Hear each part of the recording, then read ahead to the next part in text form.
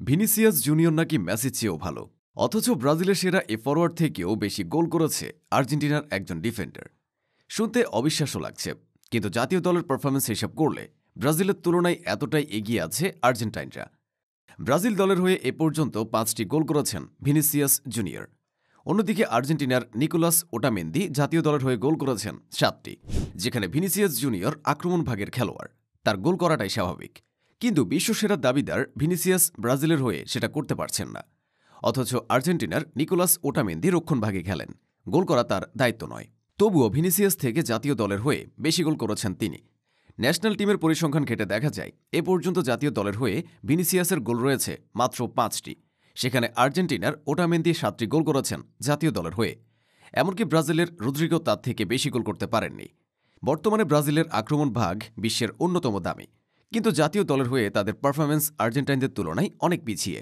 গত কয়েক বছরে ব্রাজিলের সবচেয়ে বড় তারকা হিসেবে আছেন ভিনিসিয়াস জুনিয়র এবং রদ্রিগো, যারা দুজনেই বিশ্বের অন্যতম সেরা ক্লাব রিয়াল মাদ্রিদের খেলোয়াড়। রিয়ালের হয়ে তারা চ্যাম্পিয়ন্স লিগ জিতেছেন, কিন্তু ব্রাজিলের হয়ে কিছুই করতে পারেননি। ভিনিসিয়াস রদ্রিগো দুজন মিলে 5 বছরে যত গোল করেছেন, আর্জেন্টিনার জুলিয়ান আলভারেজ 3 বছরে সেই পরিমাণ গোল করেছেন।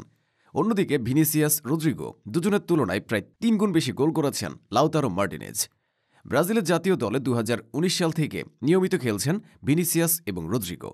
গত 5 বছরে ব্রাজিলের হয়ে মাত্র 12টি গোল করেছেন তারা দুজন, অথচ আর্জেন্টিনার জুলিয়ান আলভারেজ 3 বছর খেলে গোল করেছেন 11টি।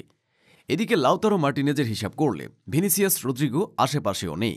2018 সালে এক অভিষেকের পর 6 বছর ধরে জাতীয় দলে খেলছেন লাউতারো। এই 6 বছরে তার গোল সংখ্যা 32টি। সেজন্য ব্রাজিলের আক্রমণ ভাগের তুলনা করা যায় আর্জেন্টিনার ডিফেন্ডারদের সাথে। গোল সংখ্যা হিসাব করলে এদিকেও ব্রাজিল পিছিয়ে রয়েছে। গত 1 বছরে 5 বারের বিশ্ব চ্যাম্পিয়ন ব্রাজিলের সবচেয়ে খারাপ সময় যাচ্ছে। এত অল্প সময়ে এত বেশি হার আর কখনোই দেখেনি ব্রাজিল। অথচ দলে তারকার অভাব নেই। ভিনিসিয়াস, রদ্রিগো, এনরিকের মতো খেলোয়াড়রা আছেন, যারা রিয়াল মাদ্রিদকে ট্রফির পর ট্রফি জেতাচ্ছেন, কিন্তু ব্রাজিলের হলুদ জার্সি গায়ে তাদের খুঁজে পাওয়া যাচ্ছে না। অন্যদিকে আর্জেন্টিনার অবস্থা একদম বিপরীত। ক্লাবের থেকে জাতীয় দলের হয়ে খেলোয়াড়রা পারফর্ম বেশি করেন, সেজন্য আর্জেন্টিনা টানা 4টি শিরোপা জিতেছে।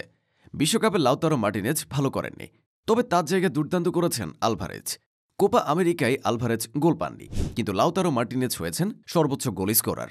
এদিক দিয়ে ব্রাজিল পিছিয়ে গেছে, তাদের ফরোয়ার্ডদের কেউই জাতীয় দলের হয়ে ভালো করেননি। মাঝে মধ্যে খারাপ সময় যেতেই পারে, কিন্তু 5 বছর খেলার পর ভিনিসিয়াস জুনিয়রের মতো তারকার গোল সংখ্যা মাত্র 5টি। এই পরিসংখ্যান অবাক করার মতো।